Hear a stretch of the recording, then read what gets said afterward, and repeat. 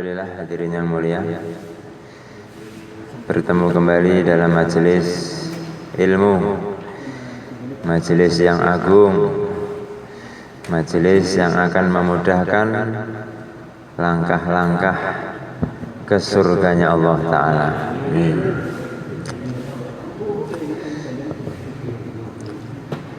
Nabi itu sudah dalam puncak segalanya. Beliau jarang sekali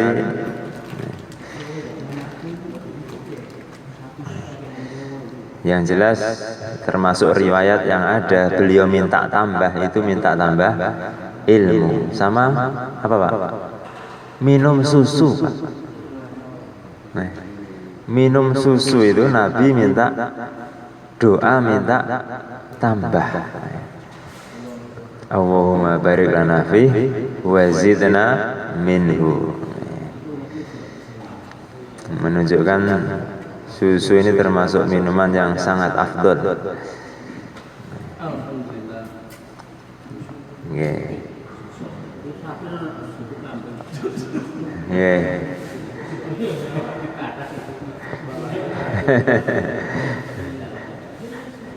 Yang paling bagus adalah susu kambing.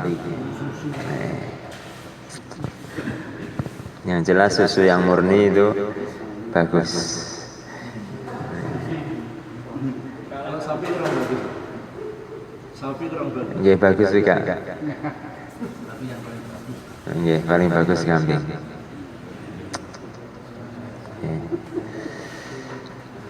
Allahumma sholli ala Muhammad. Kenapa Nabi setelah habis sholat beliau beristighfar? Padahal beliau ini kan maksum. Allah jaga dari segala kesalahan, segala dosa, baik lupa apalagi sengaja. Kenapa Pak?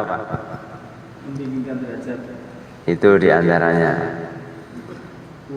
Terus diantaranya lagi, ya tasih anten hubungannya kali ini cuman agak beda dikit. Mengistighfari derajat yang telah lalu. Hampir sama. Karena derajatnya para nabi ini tiap hari terus naik. Jadi ada seseorang itu tiap hari derajatnya naik itu ada. Karena tambahan ilmu, karena tambahan amalan, karena tambahan keyakinan, macam-macam. Ya Kanjeng Nabi itu derajatnya tiap hari naik. Yang ngelihat derajat yang kemarin dinisbatkan kepada derajat yang sekarang itu rendah, terus diistighfari. Lebih rendah dibanding derajat yang sekarang. Maka dalam setiap amal jangan kita ini bosan. Kita nikmati semua amal yang kita kerjakan. Insya Allah Pak.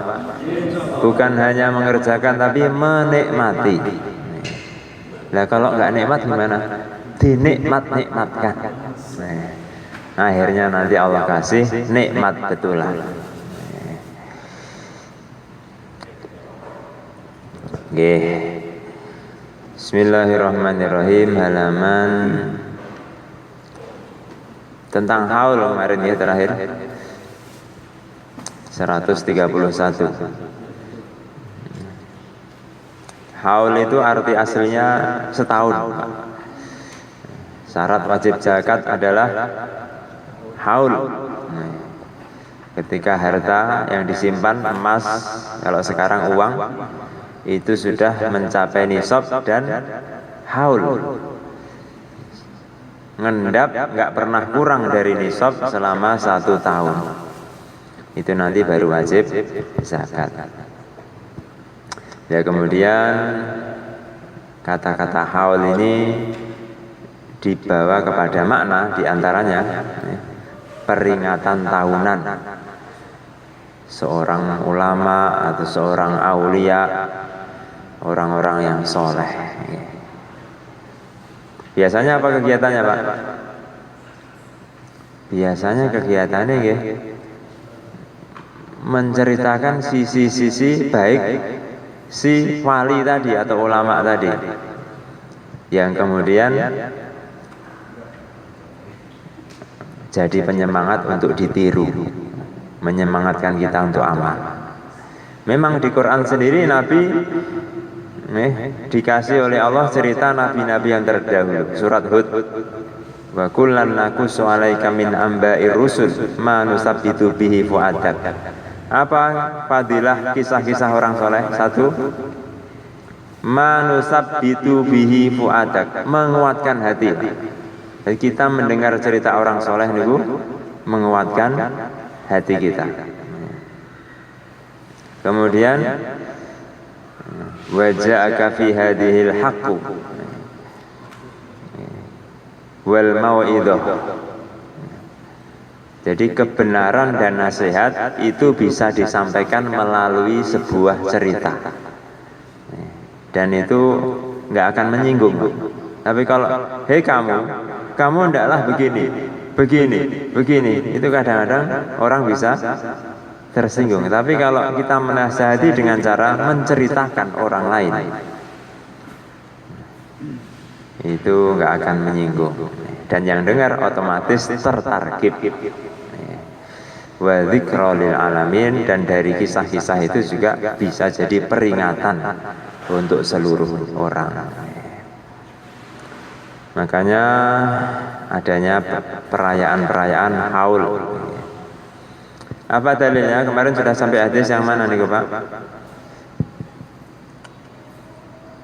Ternyata Nabi itu juga mengenang, menceritakan beberapa orang yang tertentu, diantaranya adalah Sayyidah Khadijah radhiyallahu anha.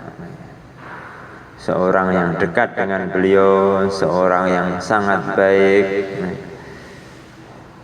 pengorbanannya luar biasa, pantas untuk diceritakan kisahnya. Sekarang 132 yang bawah.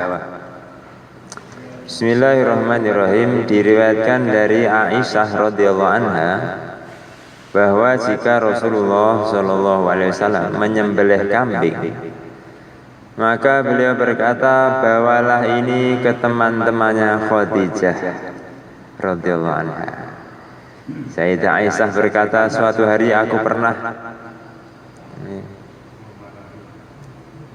memarahi, maksudnya jengkel, cemburu biasanya kalau istri itu. Pernah memarahi Rasulullah SAW. Kemudian beliau bersabda, inni ruziktu hubbaha, aku diberi anugerah mencintainya. Mencintainya sinten? Sayyidah Khadijah.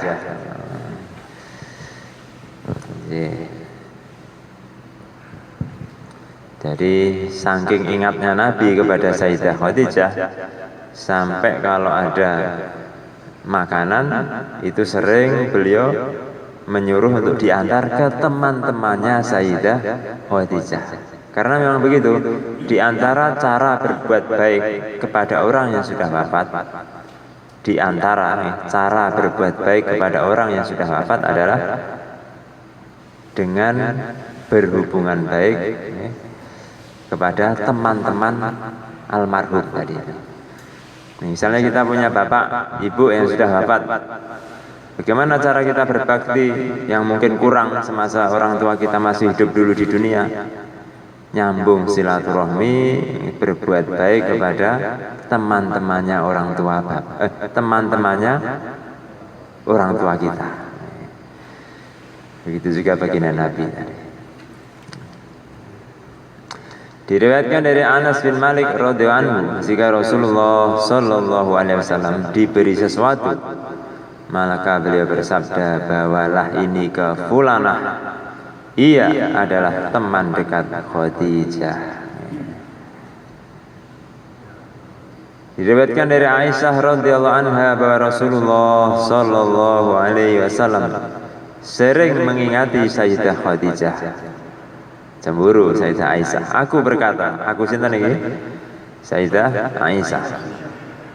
Allah telah memberi ganti kepadamu dari wanita tua suku Quraisy dengan wanita yang pelipis pipinya merah. Oh, luar biasa nih. Terus istri cemburu niku memang hal wajar. Tapi nak cemburu terus, cemburu buta ini.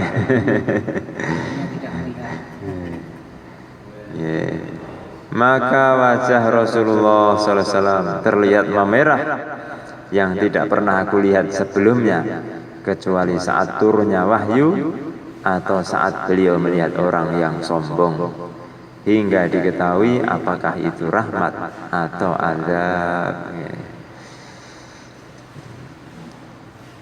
Oke, sering sekali mengingat Sayyidah Khadijah. Haul nih, mengingat orang-orang soleh. Diriwayatkan dari Abu Hurairah radhiyallahu anhu bahwa Jibril alaihissalam datang kepada Nabi sallallahu alaihi wasallam dan berkata, ini Khadijah datang dan membawakanmu wadah yang berisi makanan dan minuman. Ia mendatangimu, maka sampaikan salam padanya dari Tuhannya dan kabarkan rumahnya di surga yang terbuat dari mutiara yang tidak ada bising dan lelah. Di surga itu enggak ada bising dan lelah. Bukan mutiara enggak ada bising dan lelah. Di surga itu tidak ada bising dan lelah.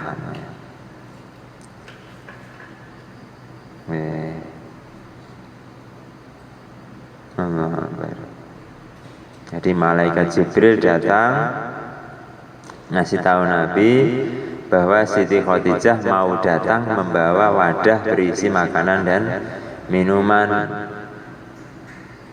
Malaikat Jibril pimpinan seluruh malaikat. Pak, makhluk yang paling banyak itu malaikat. Lebih banyak dari manusia, lebih banyak dari hewan-hewan, lebih banyak dari jin. Makhluk yang paling banyak itu adalah para malaikat. Wal mudabbirati amr. Seluruh urusan di alam semesta ini, asbab gaibnya itu ada malaikat yang diserai tugas. Terus sebanyak mana ikan di lautan, sebanyak itu juga, minimal sebanyak itu juga jumlah malaikat yang ngurus ikan-ikan itu. Alamnya lain. Dan pimpinan seluruh malaikat itu adalah malaikat Jibril alaihissalam.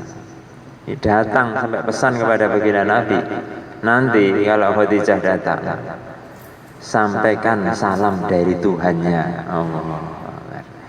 Dan kabarkan bahwa dia nanti sudah disediakan rumah di surga yang begini.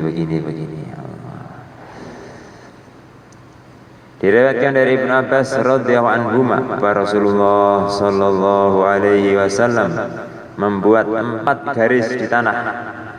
Beliau bersabda, tahukah kalian apa ini? Apa 4 garis ini? Mereka menjawab, Allah dan Rasulnya yang tahu.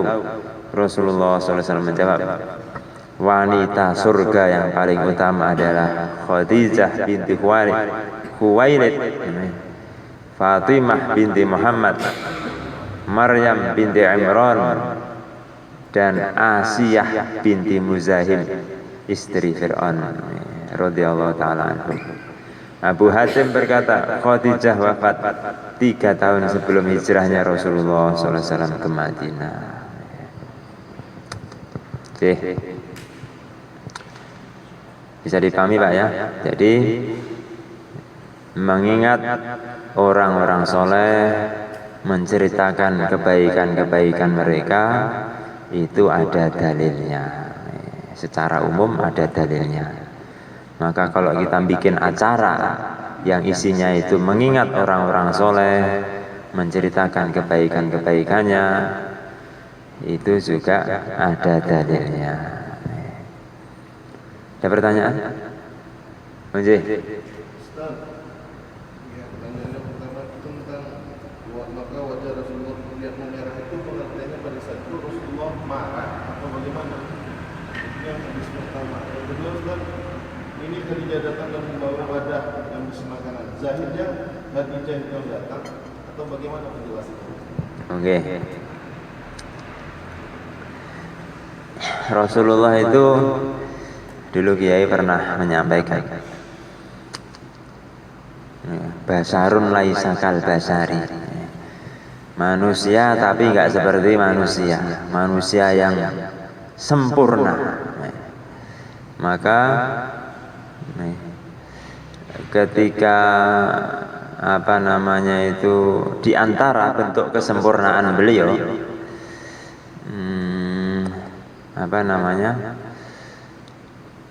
jika ada perasaan hati yang berubah itu nanti jasadnya itu juga ikut menampakkan. Jadi merah pipinya. Beda dengan kita kadang-kadang nggak tampak. Tapi Kanjeng Nabi itu putih, termasuk beliau ini putih kulitnya itu, sehingga juga tambah tampak.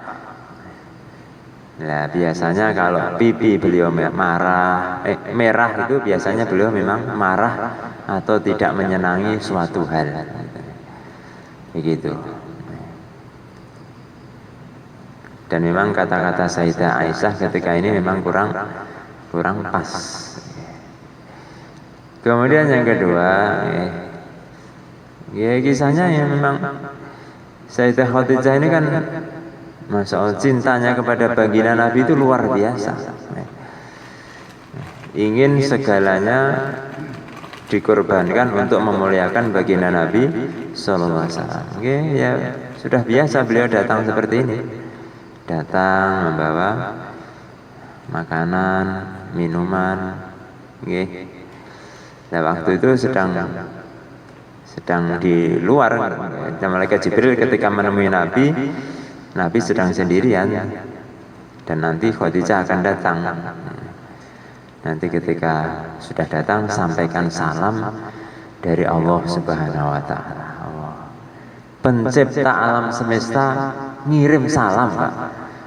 Luar biasa betul ini. Dan ini ada kisah seperti ini di kalangan para sahabat. Maknanya umat setelahnya yang mirip-mirip seperti ini dapat salam dari Allah. Biasanya mimpi ketemu Gusti Allah bila kaifin wala misalin, dengan tidak bisa dibayangkan bagaimana.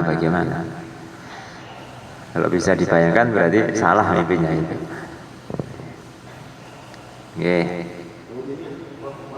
Jadi ini kisahnya Khadijah masih hidup ya Ustaz?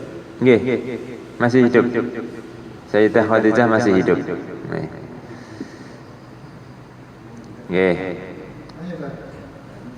Kalau kita ajarkan kita hari ini, kemudian kita sedang ketemu, tolong sampaikan salam saya kepada Sayyidina Rasulullah SAW. Itu boleh? Boleh. Ada kawan kita mau umroh, terus kita titip salam. Mas, tolong titip salam sampaikan kepada Rasulullah Sallallahu Alaihi Wasallam. Boleh, sangat boleh. Orang yang meninggal itu juga, meninggal itu apa sih? Perpisahan antara roh dengan jasad disebut meninggal. Aslinya rohnya hidup terus. Dan Nabi memerintah kita untuk mengucapkan salam kepada beliau, sholawat kepada beliau. Sholawat, salam ini doa. Penyampaiannya bisa dititipkan kepada orang lain. Sebagaimana kita minta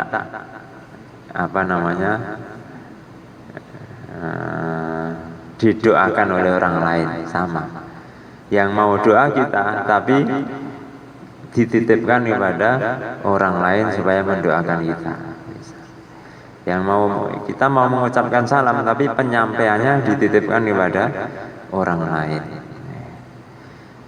Oke.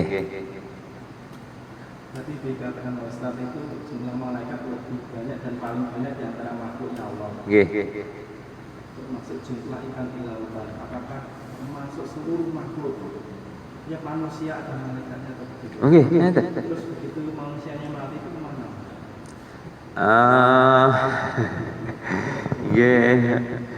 Ada malaikat namanya malaikat hafadzah namanya. Yang menjaga gigi kita, menjaga jantung, menjaga sel-sel pori-pori. Oke, dan malaikat. Satu atau tiap-tiap bagian tubuh? Itu tiap-tiap yang perlu dijaga. Nah, kalau orang itu sudah meninggal, wallahu alam, malaikatnya mestinya kembali.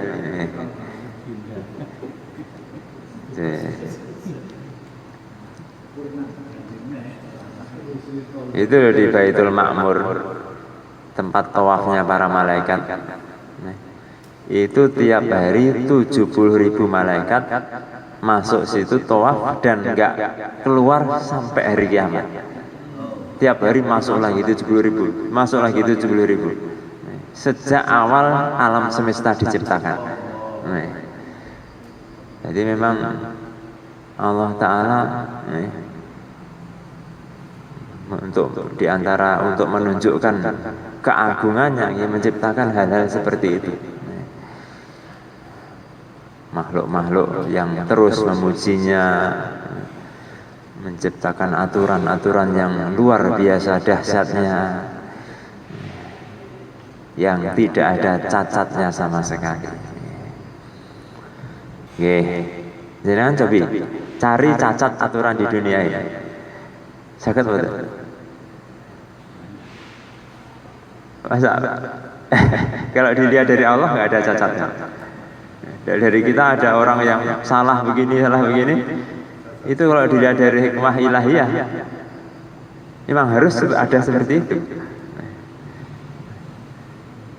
Nanti nek apik sedanten, ngerokok kosong, nganggur, na'udzubillah min dzalik. Nggak ada ampunan, nggak berguna. Asma Allah Al-Ghafur, Maha Pengampun, nganggur karena Allah nggak pernah mengampuni, sebab hambanya taat 100% sempurna semua. Misalnya yang baik pun nggak akan kelihatan baik kalau nggak ada yang buruk.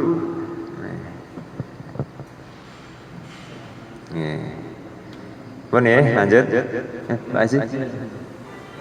Yang perlu kita tanyakan tentang kecintaan Rasulullah kepada Khadijah yang sedemikian besarnya sehingga Aisyah beberapa kali cemburu juga. Itu Rasulullah yang sangat-sangat sempurna dari segala bentuk maupun kerohanian. Begitu mencintai Khadijah yang usianya sudah sekitar 40. Itu asbabnya dulu, apakah itu memang dari wahyu dari Allah untuk menikahi Khadijah atau dari yang seperti apa? Mohon jelaskan. Nggih niku cerita lengkapnya kula dereng patek ngertos, yang jelas wahyu. Memang sudah diisyaratkan itu menjadi istri beliau, Sayyidah Khadijah. Dan Sayyidah Khadijah niku tua niku nggih nyon sewu nggih. Umurnya tua niku nggih umurnya saja. Tapi kalau kecantikannya dan itu bukan nggak kalah, nomor satu. Nomor satu ya.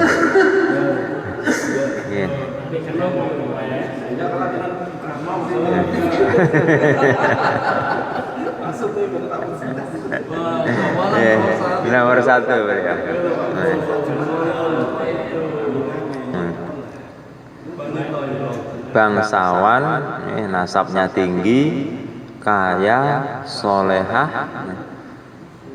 Makanya ketika seluruh orang-orang itu ingin melamar beliau, tapi kepengin pun enggak beliau. Karena beliau ini Masya Allah tidak bisa dibayangkan. Dengan janda umur 40 sunnah.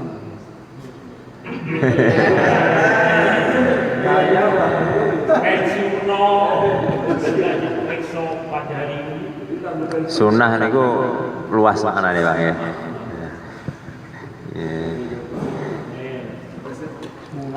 Ada sunnah dalam pengertian fikih, ada pengertian sunnah apa saja yang diriwayatkan dari Nabi. Niki yang jelas maksud beliau ini sunnah dalam ranah ilmu hadis, bukan sunnah dalam ilmu fikih. Beda. Istri lebih dari 4 itu sunnah. Istri 11 itu sunnah. Kenapa? Karena Nabi istrinya 11. Sunnah dalam ilmu hadis, sesuatu yang diriwayatkan dari baginda Rasulullah Sallallahu Alaihi Wasallam. Lain lagi, kalau ini pindah ke pertanyaan fikih, boleh nggak? Ini lain lagi, jelas nggak boleh, haram. Secara fikih haram.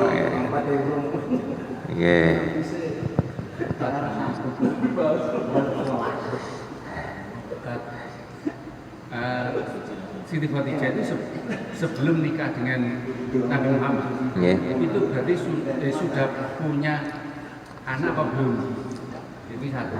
Yang kedua, dengan Nabi Muhammad itu kan beliau memiliki putra sebanyak 7 atau 8. Berarti umurnya, kalau sekarang kan umur 40 kan sudah mendekati untuk melahirkan itu. Sudah sulit. Makanya beda, Sayyidah Khadijah beda. Masih punya anak. 8 ya. Beliau sudah punya suami sebelumnya dan wafat. Nah itu nggak tahu.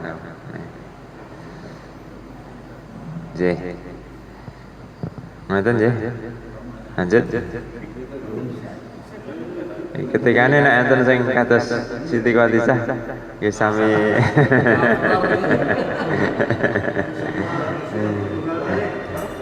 Nggih.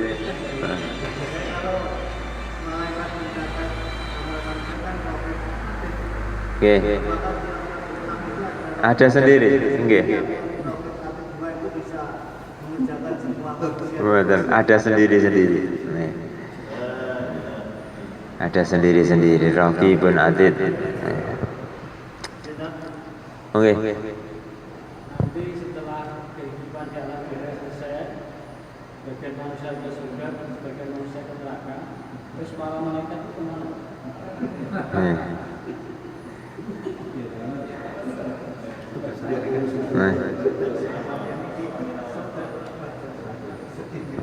Wah, mana ya?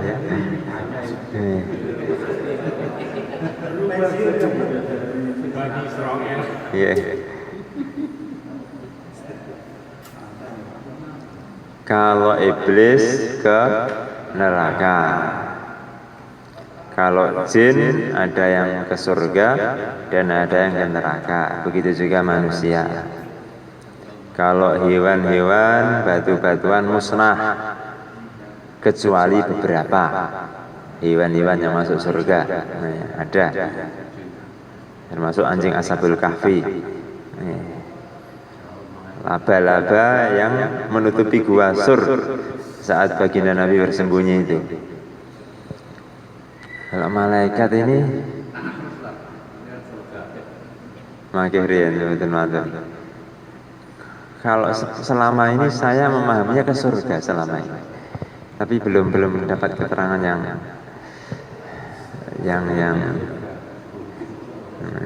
Kan masih ada yang menjaga neraka juga. iya, malaikat juga. Malaikat Ridwan. Gini. PR nih, PR. Sekarang ya, lanjut bab. Disyariatkannya ziarah kubur. An Ibnu Mas'ud radhiyallahu anhu anna Rasulullah sallallahu alaihi wasallam qala kuntu nahaitukum an ziyaratil kubur fazurul kubur fa innaha tuzahhidu fid dunya wa tudzakkirul akhirata. Hadis riwayat Ibnu Majah, hadisun sahih. Diriwayatkan dari Ibnu Mas'ud radhiyallahu anhu, aku telah melarang ziarah kubur.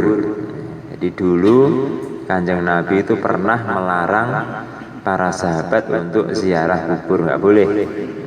Laki-laki nggak boleh, wanita juga tidak boleh. Tapi kemudian aturan itu dihapus dengan hadis Kanjeng Nabi juga. Nabi bersabda, maka ziarahlah sekarang maksudnya. Sebab ziarah kubur itu menjadikan zuhud, menjadikan tidak cinta di dunia dan mengingatkan pada akhirat.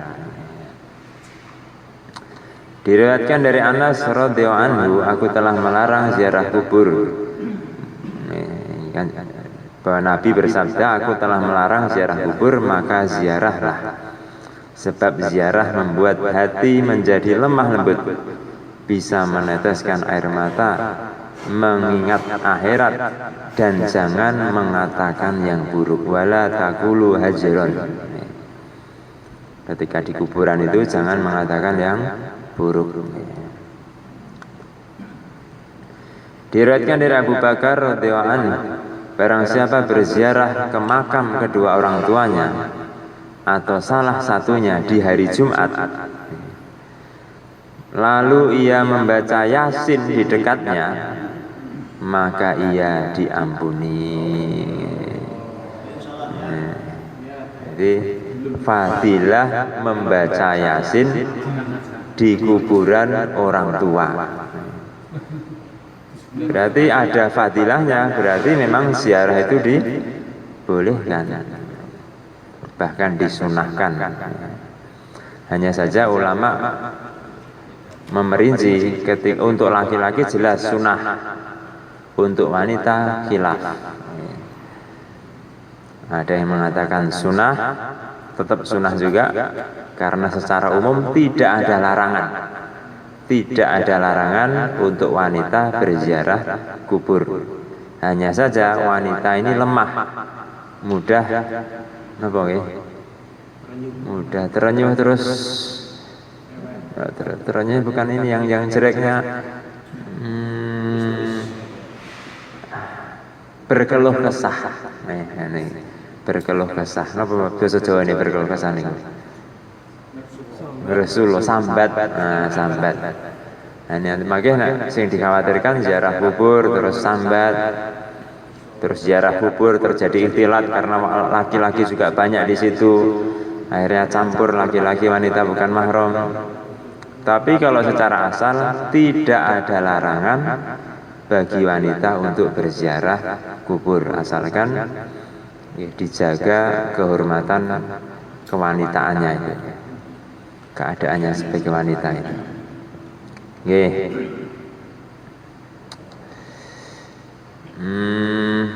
Maksudnya diampuni, yang diampuni yang baca.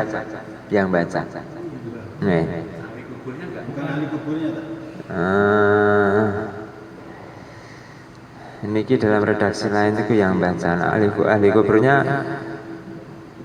bukan yang disampaikan di hadis ini.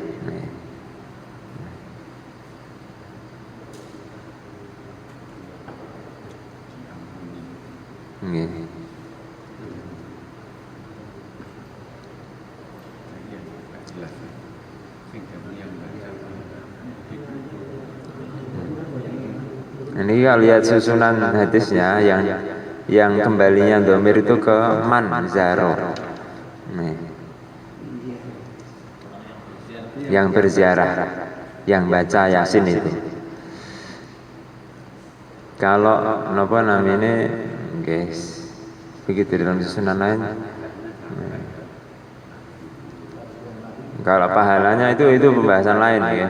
Tapi yang mau disampaikan di hadis ini, anak yang datang ke kubur bapak orang tuanya kemudian bacakan Yasin, ini ada fadilah, dosa-dosa si anak tadi akan diampuni. Fadilahnya didatangi. Nggih, ampunan juga iya, tapi itu kan apa namanya, jangankan kok bacaan Yasin yang itu loh, hadis yang Nabi naruh pelepah kurma, beliau melewati kuburan dan Allah perdengarkan penghuni kubur itu nangis.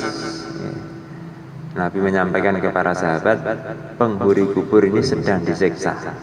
Yang satu gara-gara istinja kurang beres, jadi membersihkan diri dari buang air nggak bagus, akhirnya masuk kubur.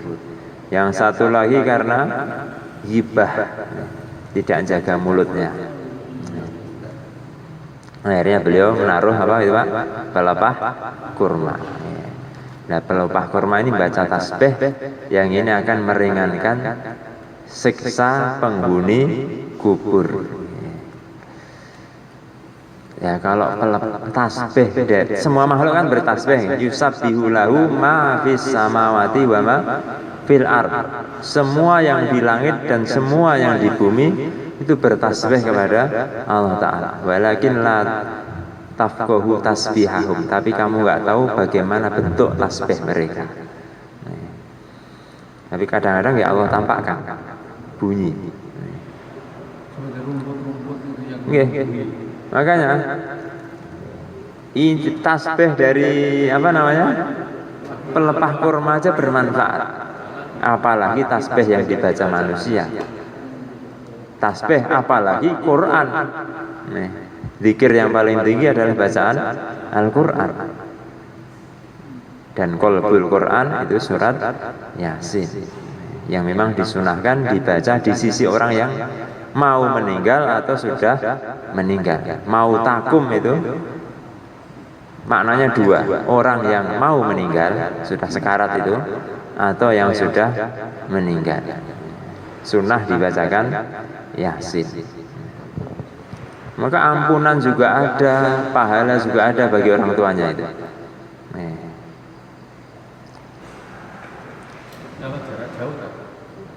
Sakit. Nggak ada jauh terus lama ketika kita bermuamalah dengan Allah Ta'ala, nggak ada. Tidak ada hijab batasan jarak ataupun waktu. Langsung tembus. Waktu kita baca Yasin di dekat kubur orang tua ini, niat kita apa Pak? Kirim pahalanya Yasin atau bagaimana? Nggih, bisa. Bagus, niat ziarah, nyenangkan orang tua, kirim pahala, perintah Allah, ikut Nabi. Seandainya enggak niat apapun, baca di situ juga orang tua di kubur itu juga dapat fadilah. Karena rahmat datang di tempat yang di situ dibacakan Quran, dan dia baca di sisi kubur, otomatis rahmat sampai ke kuburan itu. Rahmat itu juga, kata para ulama di kitab Fathul Muin, ketika rahmat datang ke diri kita, terus kita mengingat seseorang sedang kita ingat di hati, itu kena rahmat yang masuk, sedang turun ke kita. Luar biasa betul. Maka nasihatnya para ulama itu, usahakan kamu ini diingat oleh orang-orang soleh. Usahakan kamu ini dikenal oleh kiai, orang-orang soleh. Jadi dirimu ada di hati beliau-beliau.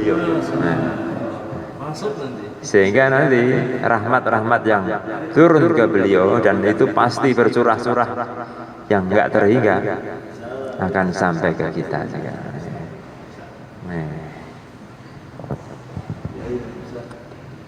Kenapa? Nggih. Oh.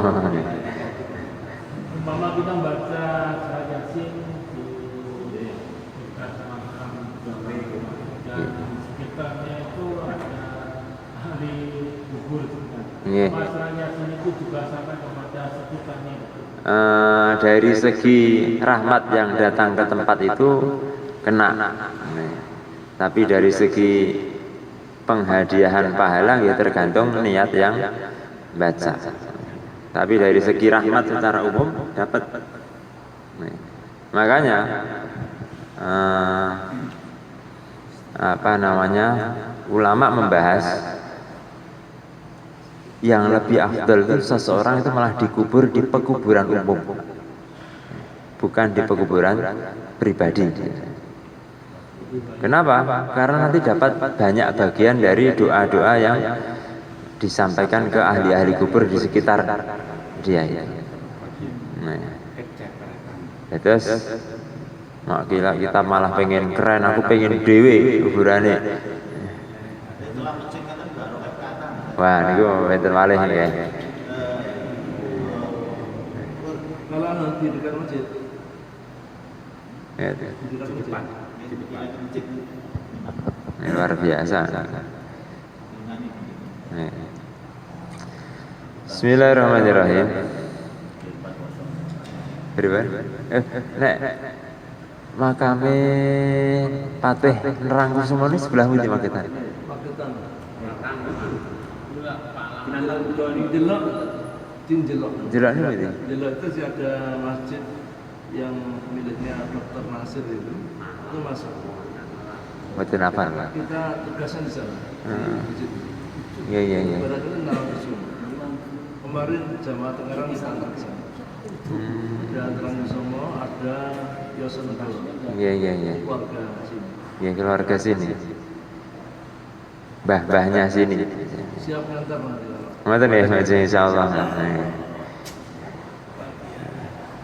Segi Mageti juga masih Iya. ada. Ngoten ya, masyaallah luar biasa emang. Keluarga pendekar-pendekar memang niku, wali-wali orang-orang soleh. Panjang, jadi tidak seperti biasa. Panjang. Ya, ada hampir 4 meter. Bukan berarti orangnya panjang loh ya. Memang untuk lebih memuliakan biar orang nggak dekat-dekat. Nah, bisa jadi begitu. Nah, terus makamnya Romo Yai Zairon kita Agung, ya. Biar nggak terlalu dekat di antara hikmahnya. Oke. Untuk maisan itu apa sunnah ditulis atau tidak? Iya.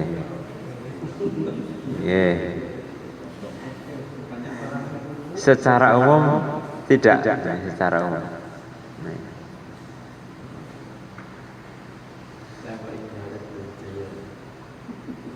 Secara umum tidak.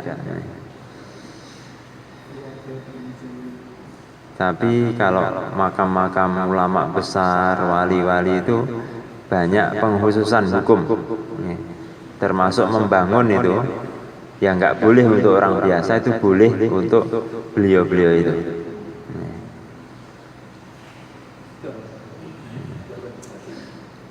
Maisan itu fungsinya untuk menandai supaya diketahui bahwa di situ letak kuburnya. Nah, untuk beberapa orang yang memang sesuatu alam. Bismillahirrahmanirrahim. Diriwayatkan dari Abu Hurairah radhiyallahu anhu bahwa Rasulullah Shallallahu Alaihi Wasallam berziarah ke makam ibunya. Beliau menangis dan membuat orang di sekitarnya menangis. Terus nangis teng kuburan itu nggih mboten napa-napa. Sing mboten angsal niku apa namine? Nahiyah nggih.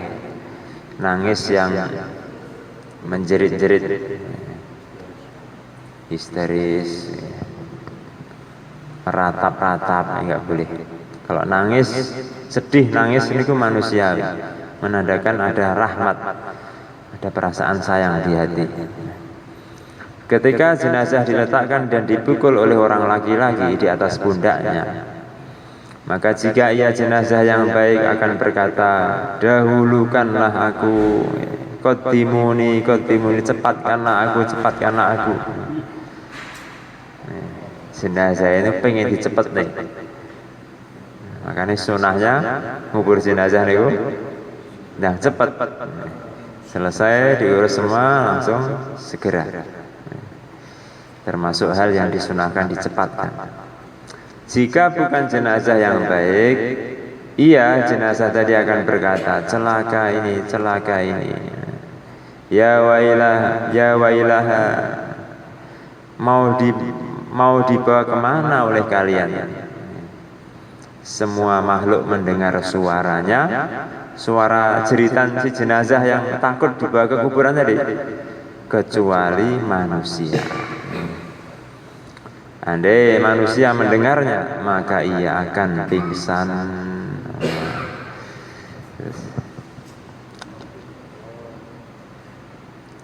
Lanjut.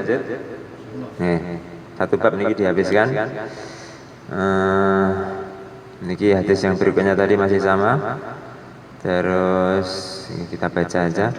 Bergegaslah dengan jenazah jika ia jenazah yang baik, maka itu adalah kebaikan yang kalian dahulukan. Jika bukan jenazah yang baik, maka sebuah keburukan yang kalian pikul di pundak kalian. Maksudnya mencepatkan mengubur jenazah niku apik mawon. Kalau jenazah ini orang soleh, orang baik ya, berarti kebaikan yang didahulukan. Kalau dia orang buruk ya, yang cepat lepas dari pundak kita. Sesungguhnya seorang hamba jika sudah dimakamkan dan ditinggal pergi oleh rekan-rekannya hingga ia mendengar suara sandal mereka, maka datanglah dua malaikat kepadanya.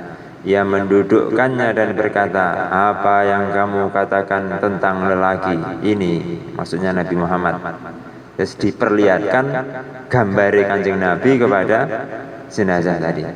Maka jika orang mukmin akan berkata, aku bersaksi bahwa ia adalah hamba Allah dan Rasulnya. Kemudian dikatakan kepadanya, lihatlah tempatmu di neraka. Allah telah menggantikan bagimu dengan tempat di surga. Jadi setiap orang itu aslinya disiapkan kapling di neraka. Enten jatah gone enten.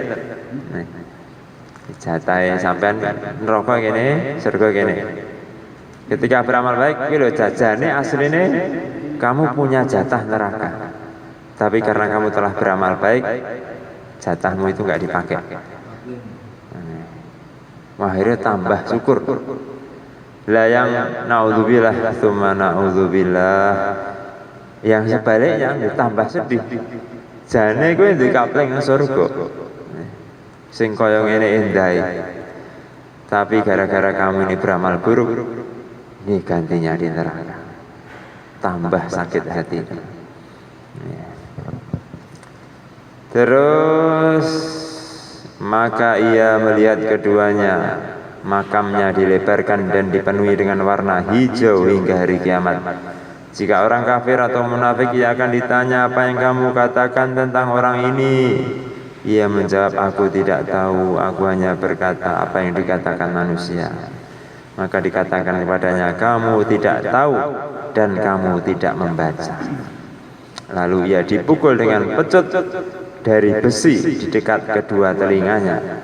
Ia menjerit dengan jeritan yang didengar makhluk di sekelilingnya selain manusia dan jin. Makamnya disempitkan hingga tulang-tulangnya remuk. Masya Allah. Ini bukti adanya nikmat dan adab kubur. Disunahkan bagi para berziarah untuk memperbanyak membaca Quran, zikir, doa kepada penghuni makam tersebut dan semua orang yang telah meninggal dunia. Dianjurkan pula memperbanyak ziarah dan berdiam diri di makam-makam orang baik dan utama. Al-Adkar An-Nawawi. Iya. Kitabnya. Tapi babe dihapus. Kali nih sebagian orang yang enggak bertanggung jawab di Arab sana. Orang-orang Wahabi. Jadi kitab Imam Nawawi ini dalam kitab Al-Adkar ini membuat judul Sunnah Ziarah Kubur. Bab itu dihapus. Luar biasa betul. Di naskah-naskah yang kuno ada bab itu. Sunnah bagi orang yang ada di atas kubur untuk melempar tanah di atas kubur sebanyak 3 kali dengan kedua tangannya dari arah kepala mayit. Kalau kita ziarah niku nyawur nih menaburkan tanah niki sunnah. Sekelompok ulama kita menganjurkan saat pelemparan pertama membaca ayat minha khalaqnakum, dari tanah aku ciptakan kalian. Lemparan kedua wa fiha nu'idukum, ke tanah aku kembalikan kalian. Lemparan ketiga wa minha nukhrijukum taratan ukhra, dari tanah juga aku akan bangkitkan kalian untuk yang kedua kalinya. Dan dianjurkan duduk di dekat makam setelah jenazah selesai dimakamkan beberapa saat, kira-kira sebatas waktu menyembelih sapi dan membagikan dagingnya. Juga dianjurkan orang-orang yang duduk untuk membaca Quran, doa untuk mayit, ceramah, kisah orang baik dan soleh. Al-Adkar An-Nawawi. Jadi untuk melempar tanah tadi doanya tak ya, 3 ini ya? Nggih. Niku nalikane anu Pak. Terutama nalikane pemakaman. Mboten. Enggak apa-apa juga. Tapi disunahkan ketika pemakaman. Disunahkan. Bukan hanya boleh, disunahkan. Minha khalaqnakum wa fiha nu'idukum wa minha nukhrijukum taratan ukhra. Nggih. Cukup, ada pertanyaan? Nggih. Kita ini belum pernah lihat wajah Rasulullah, tunjukkan gambar, kita mengenali gimana. Nggih. Niku jenengan sing mboten saged bahasa Arab mangke saged ngertos bahasa Arab. Alamnya sudah lain. Sebagaimana alam mimpi, kita itu nggak pernah ketemu si fulan tapi dalam mimpi tahu ini itu. Gimana kok tahu? Kita sendiri nggak tahu, kenapa kita tahu? Begitu, alamnya sudah lain.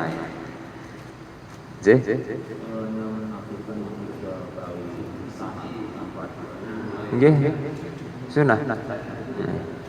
Bagusnya diberi doa. Untuk yang baca 3 ini ayat ini kedua tangan atau dua tangan ini atau satu tangan? Satu biasanya. Dua tangan ya. Monggo. Dari arah kepala kubur, kepala mayit. Ngoten kirang langkung. Moga-moga diterima Allah Ta'ala, barokah sampai ke anak cucu kita, amin amin. Atas barokah yang diceritakan di surat Al-Kahfi. Maka anak abuhuma soleha, sebab amalan orang tuanya, keturunannya dijaga oleh Allah Ta'ala. Dan disebut oleh beberapa ahli tafsir itu turunan yang ke-7. Turunan yang ke-7 Allah jaga sebab kesolehan orang tuanya. Nah kita ini niru-niru. Subhanallah bihamdihi, subhanakallahumma bihamdika, asyhadu an la ilaha illa anta, astaghfiruka wa atubu ilaik. Assalamualaikum warahmatullahi wabarakatuh.